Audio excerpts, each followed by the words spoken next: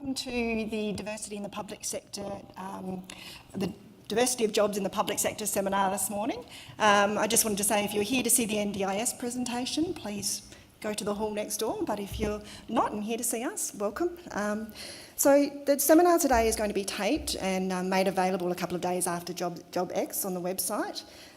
But today we're going to speak about some of the diversity in jobs in the public sector. The South Australian public sector, if you don't know, is over about 100,000 employees. That's about 13% of South Australia's population work in the public sector. And there are about 22 lead agencies across the public sector. So not surprisingly, there's a fairly diverse workforce and a diverse opportunities in the sector. So today we're going to hear from 4, plus me, panel members about with different backgrounds, experience and roles. And hopefully it'll give you a bit of a taster of some of the opportunity within the sector and what it's like to work in the public sector. Because there are lots of different perceptions in society about what public sector looks like and feels like to work in. And some of them are, I think we've moved on a bit from there, which is good. So my name is Naomi Situ. I currently work with the Commissioner for Public Sector Employment within the Office for the Public Sector. I've worked in and out of the public sector for about 17 years, and when I worked that out, I felt a little bit older than I thought I was. And I've had a wide range of roles. I started out as a registered nurse, I moved to a policy advisor, and now I'm Director Strategic Services in the Office for the Public Sector and oversee, among other things, employment programs or whole of government employment programs. And joining me today on the panel is Ryan Butter. Ryan currently works with the Department of State Development. He's a relatively new recruit to the sector and is an export advisor with TradeStart. Before this, Ryan spent 12 years in Latin America, developing international business strategies, predominantly in the areas of mining, renewable energy, oil and gas. We have Reg Carruthers. Reg is currently Director of Aerospace at Defence SA. Reg has had an extensive and impressive military career with the Royal Australian Air Force. Reg's current role focuses on growing the aerospace industry in the state. This includes supporting the growth of the Intelligence, Surveillance and Reconnaissance ISR hub and growing the air weapons range capabilities. Kate Griffith is currently Manager of Media Marketing and Communications at Art South Australia. Kate transitioned into a career in the public sector after cutting her teeth as a journalist with The Advertiser and in front of the news cameras for National 9 News, and she may have been better placed to be the chair on this, I think. Simon Windsor currently works as a Research Governance Officer with the South Australian Local Health Network. Simon has worked in health research for over a decade in Australia, New Zealand, Singapore and the UK. And one of the observations Simon made before the session was, but when he graduated from university, his role didn't even exist. And it's probably actually the same for most of us on the panel here today. So we're going to kick off this morning by talking about sharing our experiences of how we came to work within the public sector, and in particular our current roles. So I'll hand over to Ryan. Thank you very much, Naomi, and welcome everybody today. Thanks for coming along. I joined the state government in May of this year.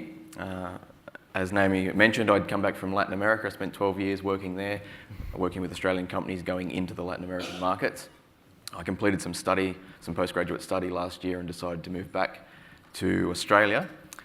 And I was looking for a role where I could use that experience that I'd gained overseas, but also develop further, because I didn't want to just become the Latin America guy in mining. And so what really attracted me to this role with the state government is I'm working across sectors. I'm working with wine, I'm working with seafood, I'm working with mining, I'm working with biofuels. It's a very diverse range of sectors, but I'm also working into different markets. So we're looking at, the state government has strategies for India, for Northeast Asia, for China, for the Americas. So we're looking at all these different markets, and that's quite interesting. My day-to-day role is I'm out there with South Australian exporters. We're working with companies that are just beginning their export journey to companies that have been exporting for the last 20 years. And we're really working side by side with them to solve their problems, whether it's choosing a new market, whether it's trying to get a container that's been impounded on a dock in Dubai, freed up. Every day is very different. And I think that's what really attracted me to this role, was that diversity. I'm not mic'd at the moment, but I'll hand over to Kate. I came to government through word of mouth, which is a funny way of coming to government, really. But I did go through a recruitment process down the track, but I had a 3-month contract, and it was someone who told me they were looking, it was the head of then Defeat, and it was Brian Cunningham. It's like, Brian's looking for a journo. He needs someone who can do media, who can take questions from journos that come to the department. And someone let me know, and I ended up having an interview. And I think there's a little question saying, what was your interview like? Well, the guy who was the head of the marketing sort of media comms area at the time strolled in late, munching on a hot dog. We sat down, we had a chat. We established, he established my credentials, and something in that conversation sort of clicked, and it was, plus I had a track record, but it was one of those things where very unusual way of starting there, but it was a 3-month contract, and then it was a very rigorous process, and we were all interviewed and all the usual ways, but that's the first time and the only time that's ever happened. It's always been very apply for this and apply for that, and the advertiser, and you go through numbers of processes to get a cadetship there. And my job at the moment, I absolutely love. So I get to deal with the arts organisations all across the state, from the big ones to the little ones, and it's all about demonstrating the value of the arts sector to people. The fact that there's an intrinsic cultural value to what art brings to people, but there's also, it's a huge employer. The art sector is full of small businesses, so there are thousands and thousands of ABN numbers out there, and people making, creating, writing, presenting, doing, building, forming, and that contributes, it enriches the state, but it also contributes to the economy. The arts sector is obviously also a huge tourism drawcard. So Art South Australia looks after all the main organisations, so the North Terrace facilities, but it also, cultural institutions, I should say. But it also funds Festivals Adelaide, and Festivals Adelaide is the umbrella organisation. So we directly fund all the festivals. So everything from Dream Bid, which is the old Come Out, to Adelaide Festival, the Fringe. So it's a lot to sort of have oversight of, plus there's 108 buildings, so Carrick Hill and all the physical assets. But so my job is to, and the organisation's job is to add value to the arts and culture sector and to get the word out there that there is a lot happening in this space, and it's something that cannot be automated. So a lot of other jobs into the future can be replaced or automated in some way, and that is a big risk for future. So future-proofing, creativity and original art is very hard to automate. So that's yeah. I think we're already touching on just the magnitude and size of things you get to actually work with and oversee and grow. And grow with. Is that better? No? Completely. Do you want to borrow this one?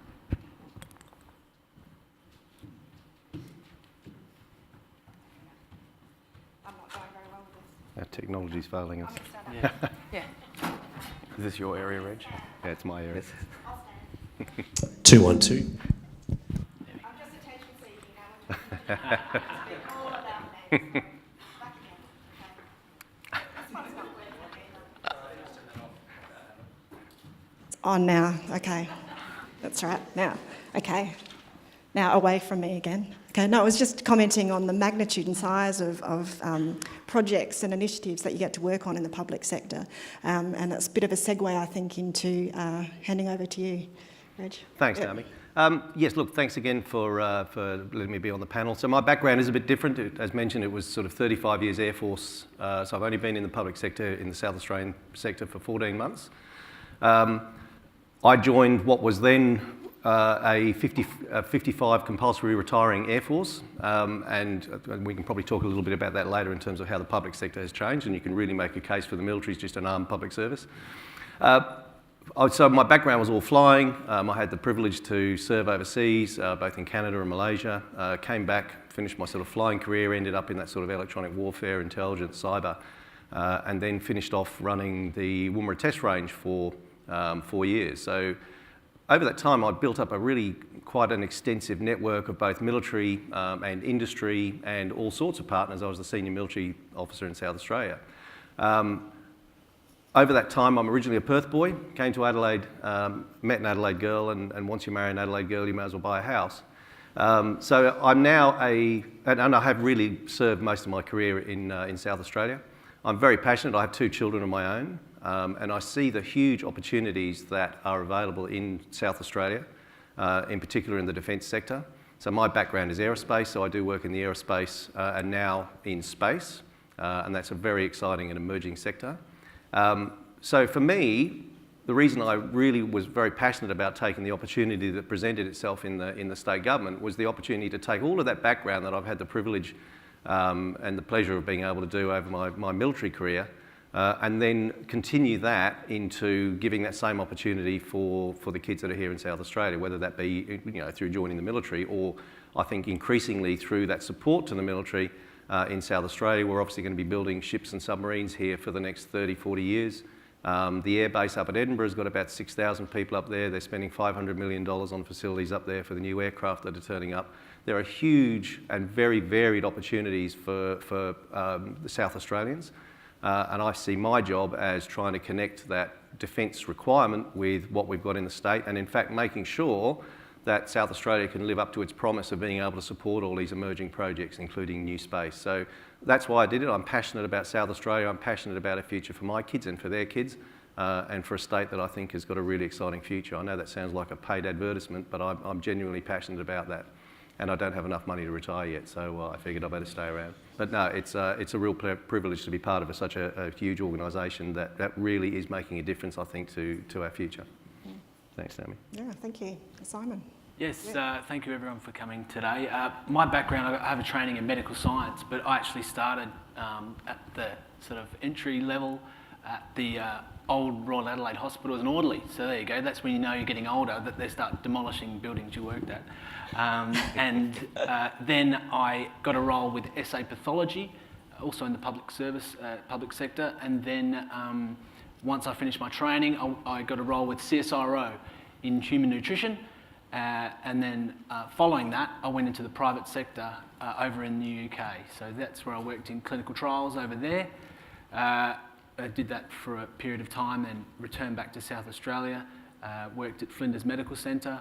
Then I got an opportunity at the Women's and Children's Hospital, and that gave me the chance to work in New Zealand and Singapore as well in neonatal intensive care research, which was fantastic. And then I had a role in the non-for-profit sector here in South Australia, and then recently returned to the public sector. But what I can sort of reiterate with the other panel members, with what South Australia is seen internationally, what we've got from a sort of health data perspective, we have a premium product, and that's what's really important as well to think about and sort of have confidence in what we do, because we have the health sector in this state is first class. The hospital I'm from, Flinders Medical Centre, that's the second busiest emergency department in the country, and Gold Coast Hospital's only busier because they have schoolies. But yeah, so that's my passion in life. It's about science. It's about improving people's health outcomes, and yeah, South Australia is a fantastic place to do that. Thanks, Simon. Actually, I have to reflect on sitting on the tram on the way in, and I heard this. There was a. Sorry, can you again? Okay, sorry. So you can hear. I heard some people from Sydney and Melbourne commenting on how nice Adelaide was. It's really pretty, and it's not as it's. Melbourne's okay, but gee, it's really nice here. And I thought, yes. So what's it like to work in the public sector? I guess is something we want to share with you. Given the size of it, you could almost feel like you're getting lost. But I think one of the things that, from my perspective, and you've probably started to hear already, is that you'll find that most people who do work in the public sector, they share similar values and and focus, and a lot of that is about a commitment to the prosperity and well-being of the state and the people who live here. And that is one thing that does come across, and in all the different areas I've worked in government, it's been the one thing I've really valued, is to work alongside colleagues, whether they be in the aerospace industry or, media and comms. It's really something that you have in common. So despite the size, it is really quite valuable. So I wanted to hand over to the panel to ask what it is like to work in the public sector. Did you want to go first, Well, Rich? look, maybe if I can just start, coming from, and I spoke to the panellists this morning, I can give you the comparison of working in the Commonwealth public sector, which has become a behemoth, and I'm sure most people in the room watched the series Utopia, and we did ask about, how utopia-like is it? My observation from my 14 months in is that the South Australian public sector is a lot more agile. It's very aligned with what the government's trying to achieve, and therefore it almost comes down to the individual and down to the passion and the area that you're working in. If you want to make a difference, you genuinely can within the South Australian sector. And I have to say that is a bit of a, it's just by nature of the fact that it is smaller, but it is more agile, and you do get very high level support. So it really almost comes down to, I think we can actually, I wouldn't probably stay around if I didn't think that I could make a difference. I genuinely think that we can make a difference in the aerospace and space sector, and I'm sure that everybody else is the same in those different areas. And that then gives you that reward of, I want to turn up to work, but I want to be able to do something, and I want to be able to make a difference. And I genuinely feel that we can make a difference because of the size of the sector, and I'm sure that's a big difference between us and the Commonwealth. I'll go. Yeah. At the risk of getting thrown off the panel, I think I've probably got the best job in government. I really love my role. When I was preparing for this panel today, I was thinking about my last month. That might be a good example of what it's like to work in government. And just a few highlights of mine over the last month. I've been on a state government trade mission to Northeast Asia. So I've been working with South Australian wine producers and food producers to showcase their products in Japan, in Taiwan, and in South Korea. Last week I was in Port Augusta, and I was working with a company that are actually making biofuels out of algae. So they're up there in the middle of nowhere, basically, turning algae into fuel, and they're trying to sell that into the United States, and that's going successfully. This week, on Monday, I was chatting with the head of the newly formed space agency about how we can support companies in Adelaide that are producing nano satellites to reach out to export markets. Wednesday, I was in Melbourne at a conference for working with hay producers from South Australia, how they can access China. So I think what it's like, it's very diverse. It's a bit of a cliche, but it's very diverse in what we're doing. Just like Reg said, a real inspiring factor in our work is what we're doing for the state, because it's a very small domestic market. So working with exports and trying to connect South Australian companies to these large export markets into Asia, into the Americas, into India, it's very exciting because it actually directly relates back to jobs being created. If they can sell more product, they can expand their capacity, then it does create more jobs on the ground. Yeah, maybe it is an okay job. Yeah. It's fun. Yeah. It's a hard act to follow, but I'll give it a crack.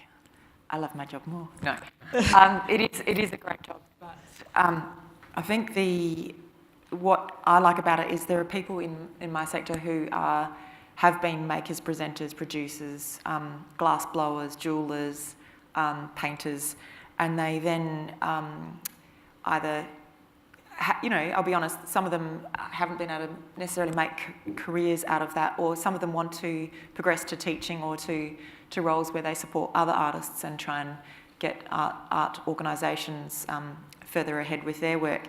So and on a personal level, within the Art South Australia bunch, I work with an amputee, someone who's very sight impaired, a couple of people who are quite hard of hearing, and it is a workforce that is very inclusive and very, I think, understanding of what everyone brings to the table.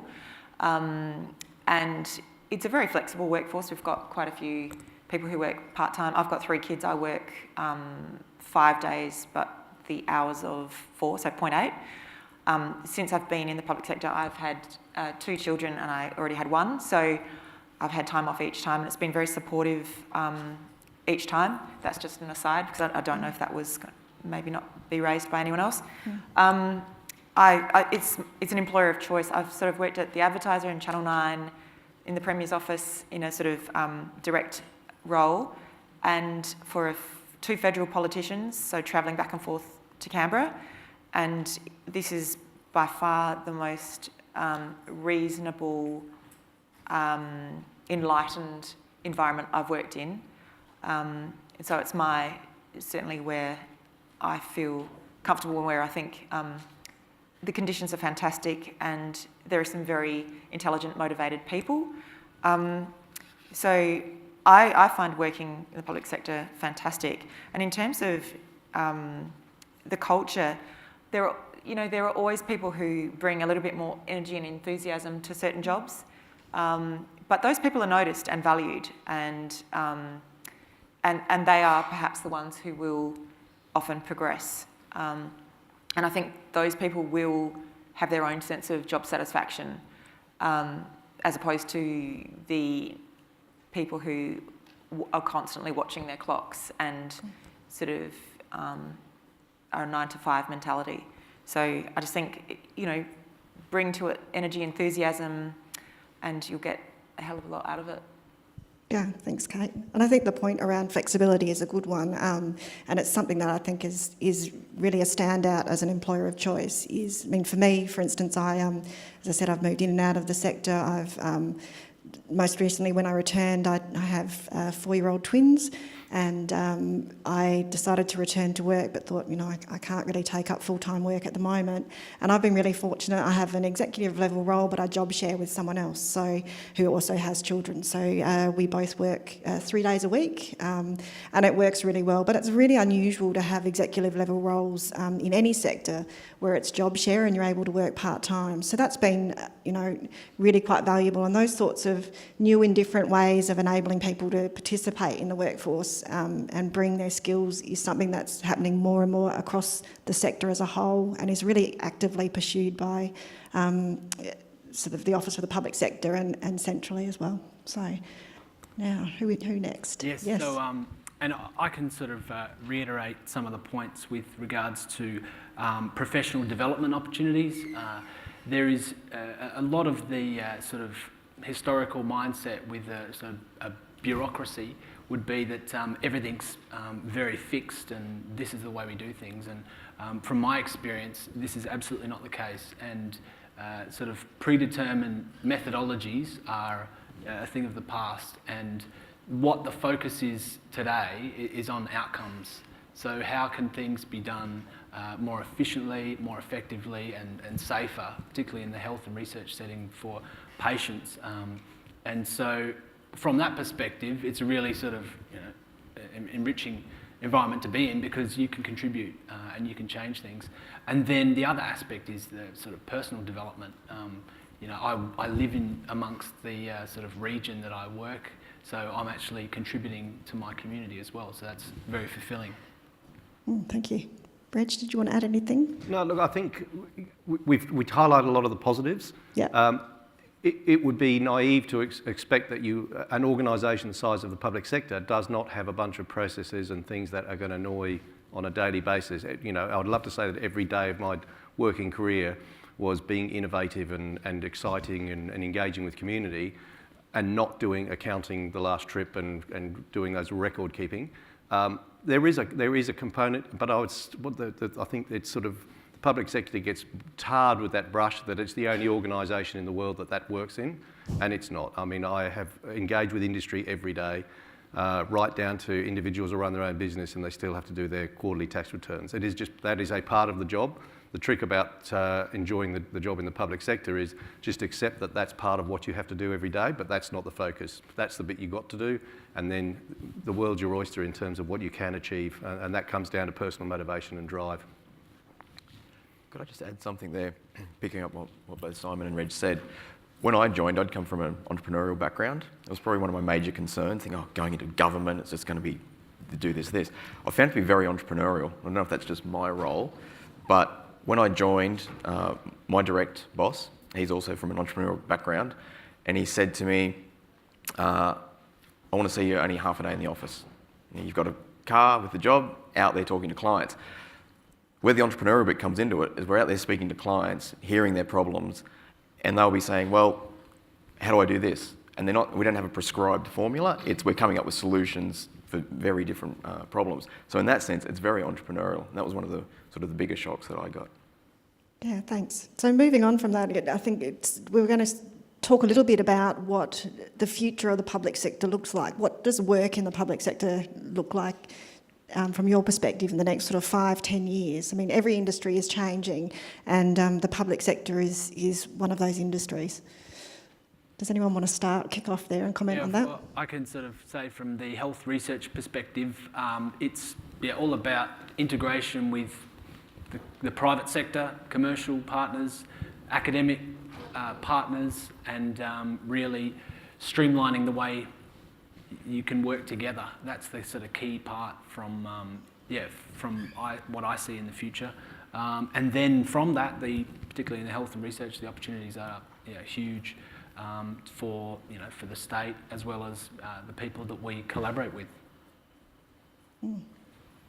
Look, from my perspective, I don't get scared by the advance of technology. In fact, I encourage it.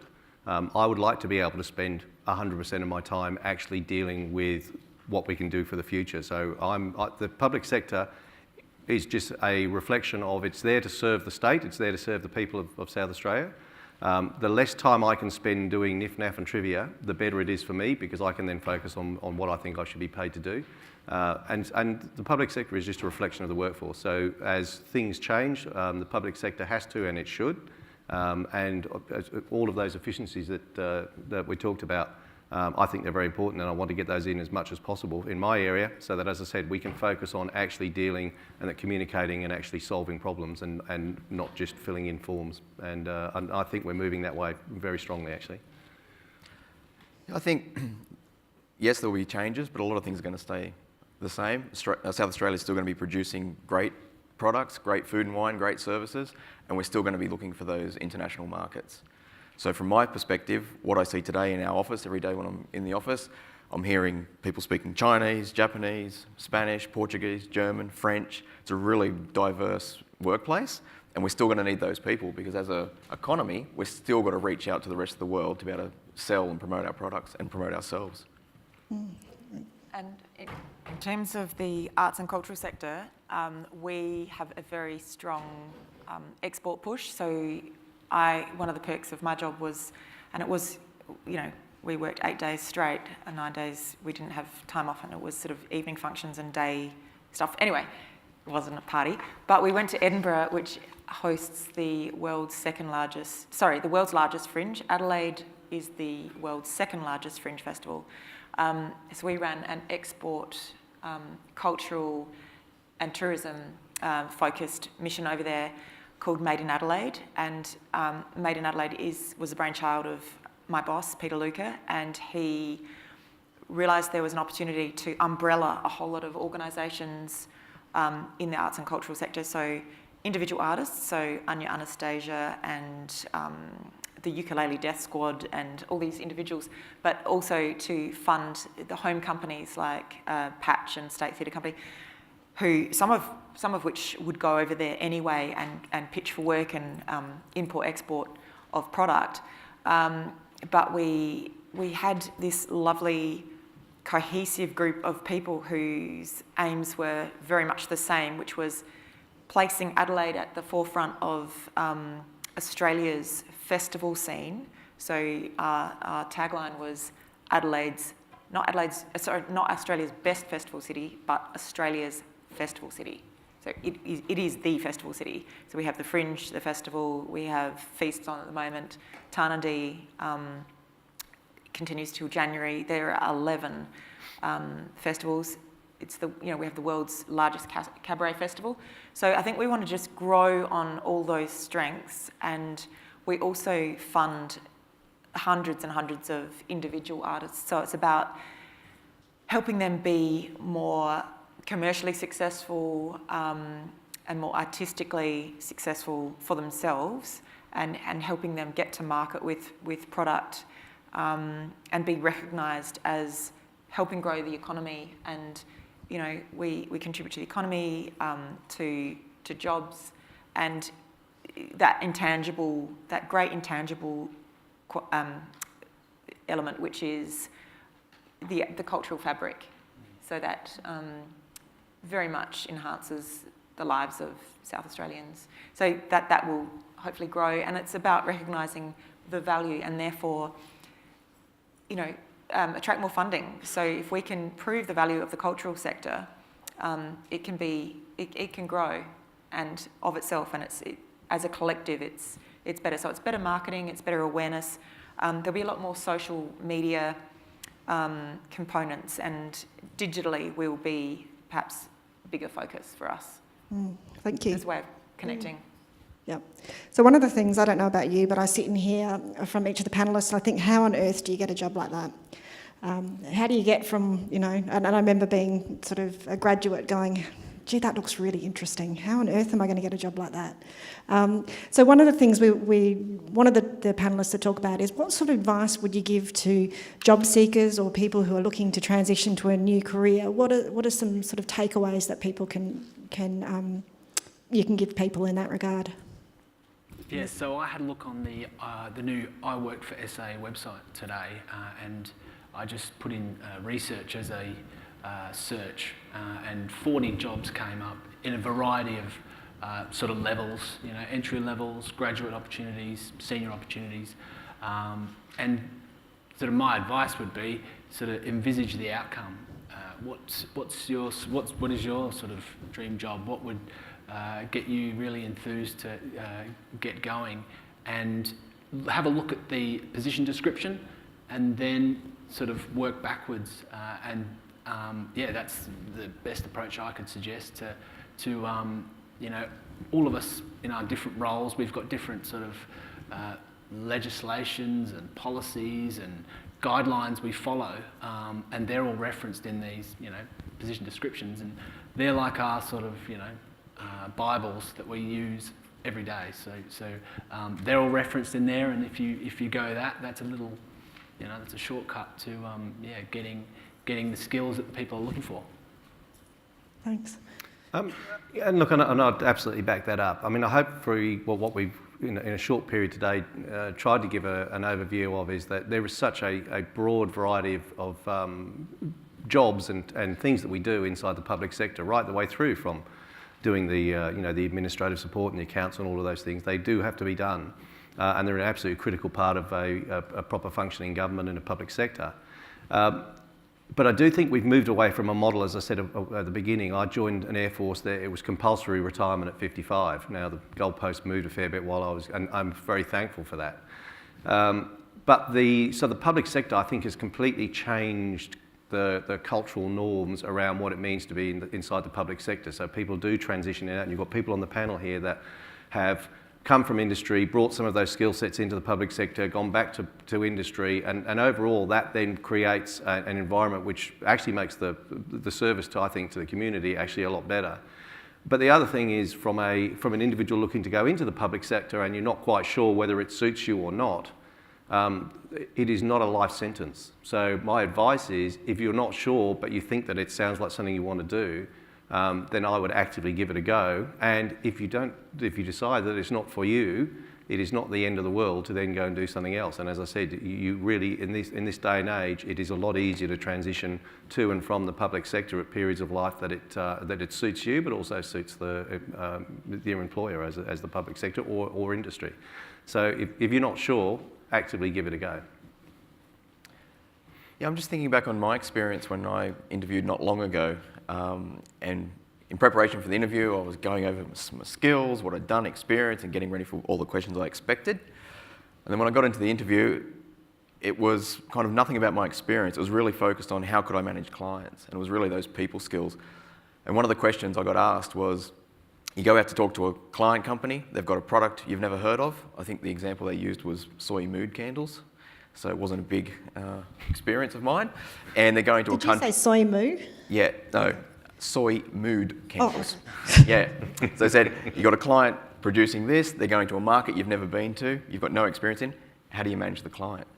And so it's really focused on those people skills. I think Today, education-wise and degrees, there's going to be a lot of competition, but if you can really differentiate yourself with, I think, emotional intelligence skills, your people skills, problem-solving skills, and resourcefulness, kind of intangibles, I'd say, I think that can really make you stand out.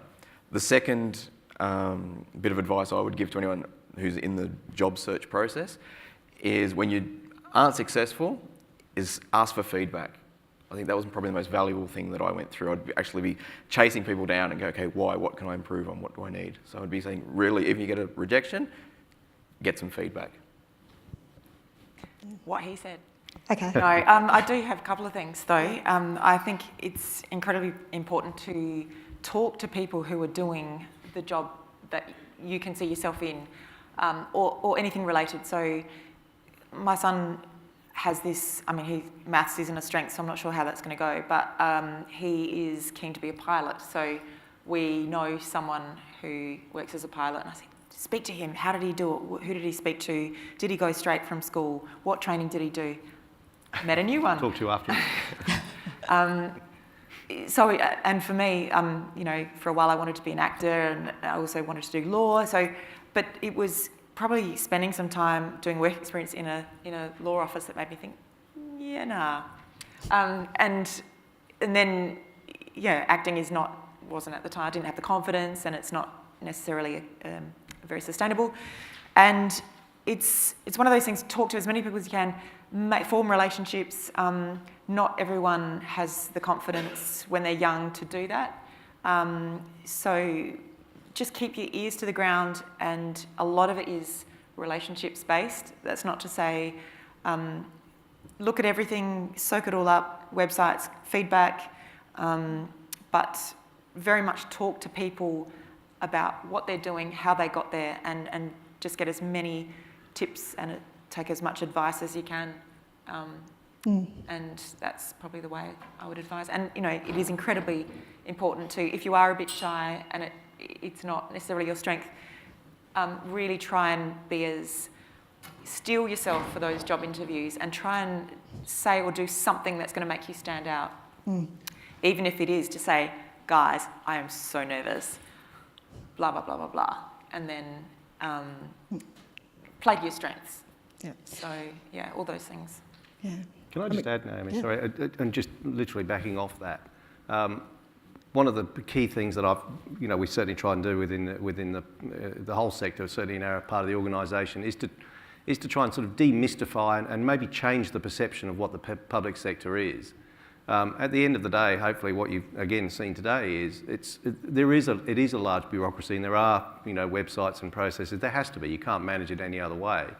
But it is human beings. So when you're in a job interview or you're going for a position, the person you're talking to might be in a position inside that part of the organisation. But at the end of the day, if you're sitting in front of me, you sell yourself as that person that wants to be part of the organisation that you're part of. And that's the start of the relationship building, because that's at the end of the day what it comes down to. By the time you're in the door, it's a given that you've got the skills that are required to do the position. So now you're trying to differentiate yourself from the other people so that you can come and work in that organisation. And if while you're in that interview, you decide, I don't like this bit of the organisation, just say, you know what, this is not for me.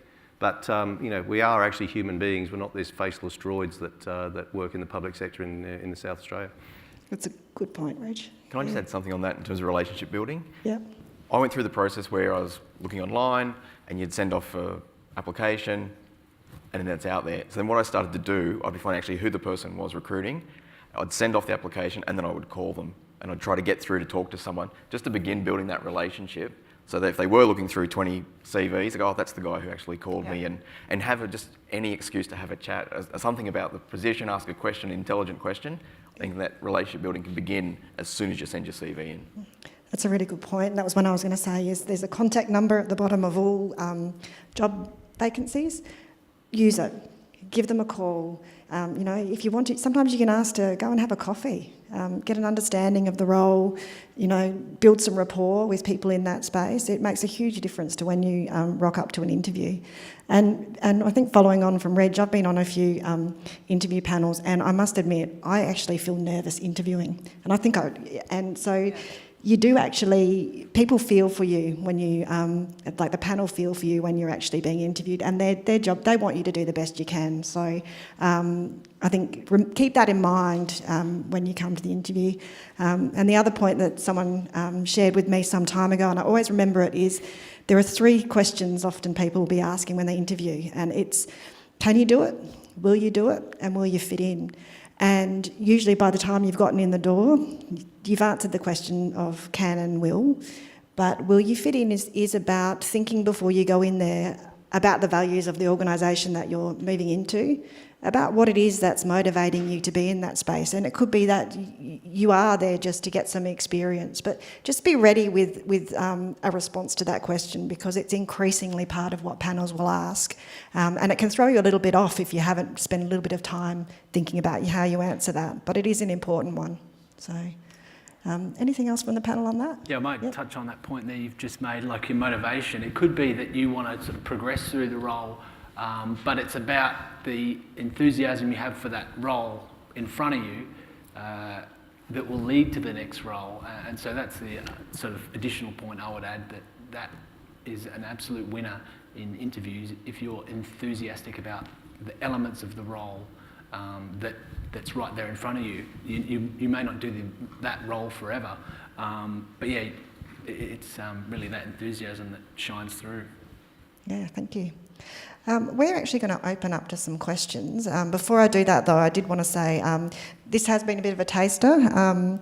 Downstairs in the exhibition space, you're able to have a look at all the vacancies that are available in state government at the moment on the new I Work for SA job site, which was launched only less than a week ago, but also to get an understanding of some of the value proposition for why you might work for the state government, and find out a bit more by talking to some of the state government staff who are here voluntarily on the weekend to actually talk to people about what it's like to work in the public sector.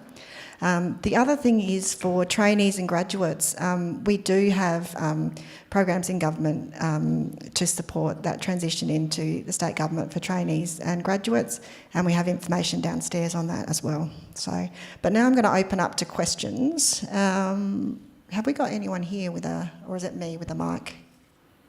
It's me, okay. Has anyone got any questions? Yes, okay. Which section of the government do you think has the most prospects in terms of transitioning into different sectors? Oh, good question.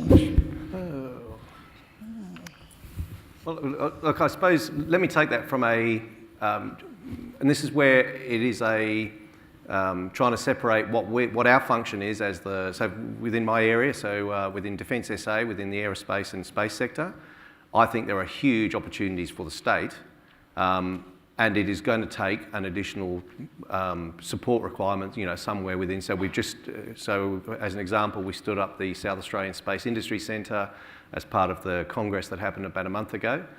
So that is because there is a requirement to make sure that the state government requirements and all of those legislative pieces, so suddenly there are those new positions. We're trying to ensure, I suppose, that the state is capable of not only feeding the sector, but also the defence industry and that part. So sometimes it's a bit hard to work out where that line is between, so how many extra jobs does that create actually in the public sector, and how many associated jobs actually appear in the industry. So, it's not, the state government department is not going to be building the new frigates or the new submarines, but there's going to be a huge defence industry. So in fact, to make that work, and to make sure that we're working with the education department and that we're working with the STEM program so that we can actually train the workforce, those requirements do fall onto the state government, so those sectors will naturally become a focus in those new areas.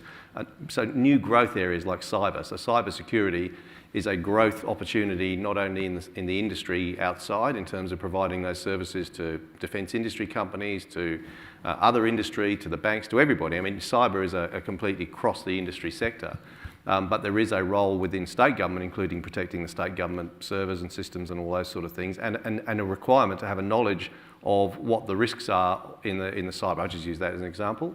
So it's a bit hard to answer your question. There will be things that, so obviously the manufacturing sector and the car industry bit has gone down. Now that is now rolling off into the defence industry, but those roles are still required within state government. I know that's a long way of not answering your question, but it's kind of, you know, we have to respond to what's happening, but we also try and be very proactive and predictive. And you know, from a defence sector perspective, I can only see growth in the defence industry, but it's also the requirements in terms of supporting that within government will have to grow because it's going to become such a critical part of the economy. Well, it already is a critical part of the economy. It's going to become a bigger part of the South Australian economy. I could just brief one as well. I work sort of southern Adelaide region. In that region, there's 7,000 employees in the sort of health in that network. In South Australia, there's over 14,000 jobs in life sciences, so that's not even like healthcare delivery, that's in the... and government is over 3,500 of those jobs, so it's a significant employer in that space. I would just make an observation that we have an ageing population and that the ageing of our population in itself throws up job opportunities for people to train in looking after older people. If I had the brains to be a doctor, I would have picked gerontology or geriatric training. I think it's gerontology as a specialty. So that's, you know, as a doctor looking after conditions affecting older people. Similarly, with more working mothers and working parents, I would think maybe, I mean, childcare is always going to be a very big sector, but you know, that's just a couple of observations. There is also obviously high-tech automation. There is bound to be information downstairs on which areas are perhaps most in need. Yeah, hopefully we've gone some way to answering your question. Yeah, sorry, up the back, yep. Hi, I know a long time ago there were trades that were opened up in the public service. What is that like these days for, say, for example, I have a son who's just completing year 11 at St Patrick's, focusing on plumbing. What kind of opportunities are there for young people these days to explore apprenticeships in gas fitting and plumbing in the public service? So it's a good question, and one thing I did forget to do was talk about a trainee and graduate program seminar that's on at 1 today. But in terms of trades within the public sector, it's not an area that the public sector has had an increase in opportunities for trades. But I wouldn't be disillusioned by that, and perhaps maybe come and speak to some of our team downstairs about the opportunities. If that's helpful at all. But so we're downstairs, if you come in the door, we're at the side there. So come down and have a chat. Okay? TAFE, yeah, sorry. Yep. I'm at the moment in TAFE, not because I'm having trouble finding work, but because I'm out of hospital recovering from an operation. And I'm not allowed to drive a car. I've got restrictions put on what I can do, and I'm still seeing specialists who are monitoring my recovery. But with all the people down there talking about entrepreneurship, I'm in there in the SEED program, which is federal funding, but they also have the FSK, which is state funding. All the jobs that they have for that funding are only driven towards going for established work. So what do you suggest for someone who wants to get into the creative side if they're actually already right now doing their 800 hours of free training? It's a good question. I'm not sure how well placed I am to answer that question, but but I'm happy to catch up after the session if you want to chat, and I can maybe. I plan on going downstairs to the government department section as well as the TAFE side as well. Okay, yeah, no, that's probably they're probably someone better placed than us to answer that question there. So sorry about that.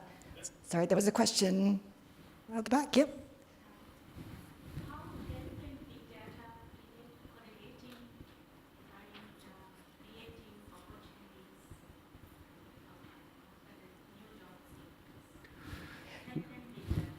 Health and big data, yes. Yes, Simon.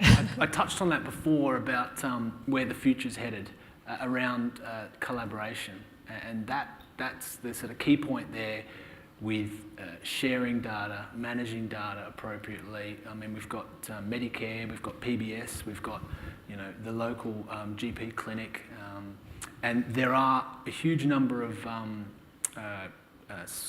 medical device software tools that are coming in that are looking at integrating that data, alerting GPs. So yeah, that's a huge emerging space. But it does, once again, it does rely on meeting the various parties meeting together, coming together, getting an agreement in place to manage the data linkage effectively, and that's a critical issue as well. Yeah, and I was just going to go on from that. The state government has done a fair bit of work in the last few years around sharing of data and trying to capitalise. Being state government, we do have access to large pools of data, and we need to use it more effectively. So, very recently, an Office for Data Analytics was established in the Department of Premier and Cabinet, and they're actually working on that very issue right now to see what they can actually do in the space of child protection to start to see how we can use different bits of data to help understand what's happening. And look, from a big data, and if by the way you've got the answer to big data, if you could see me afterwards, that'd be fantastic. But the big data obviously is a huge issue and fairly poorly understood generally. But I think that your question really actually gives a great example of what the public sector does. It's not the government's job to solve the big data problem. We were actually a customer of the big data issue. But knowing or recognising how big a problem that was, the state government and the sector was very strong in supporting the establishment of the Data to Decisions Cooperative Research Centre, without getting into too much detail. And that's now employs about 45 PhD students. He's got a staff down there of about 80 people on top of that actually do that, and that was established with the support of the state government and some state government funding. So our role in that is not to solve the big data problem, but to create the environment in which the people who are actually better placed to actually work on that problem can do that. So our role really, I see our role as creating an environment where people can, people are a lot smarter than an ageing Air Force navigator. It's not my job to solve the big data, it's mine to recognise that that's a key thing that the state and, in fact, quite frankly, Defence and the country needs to solve. So how do we participate in that? And that's the bit that we do. And then there is obviously a small component within the state government itself to look after our own data and records. But it's not the state government's role to solve big data. We've got to say, you know what, we're going to need that problem. Let's support the establishment of this cooperative research centre and let the PhDs go out and try and solve that problem. So I think it's a great example of what I see our role is. It's not, state government shouldn't be doing everything. We should be creating an environment where the smart people actually do that work. We do have some smart people too. We do. Just not me. Yeah. Can I just add something on big data and innovation? Like, we hear it a lot in South Australia that it's coming, and I think maybe some people might feel like you're going to be excluded from that. I'm out with companies every day that are working on innovation, trying to commercialise that innovation, collaboration, and they still need people. So I think there's still going to be a role for those humanistic skills and values out there. Absolutely. Because they've got to go out there, they've got to sell it, they've got to collaborate with partners, and you can't really automate that. So yes, innovation's coming, big data's coming, aerospace is here, but we still need those people skills out there as well. That's great. I think we've got time for one more question. Yes. How easy or difficult it is for new immigrants to join the public sector? Do they have to keep something in mind while applying for this position? It's a case-by-case basis, but I'm happy to catch up after you or afterwards and downstairs. I probably can't answer. I'm not really the best person placed to answer that question unless anyone else is on the panel. No. So is it okay if I catch up with you after the session or downstairs? Yeah. Easier than Parliament. Easier than Parliament was my colleague said, but we won't go there. So we've probably got time for one more question. If not, thank you very much. Oh, yes. That's okay.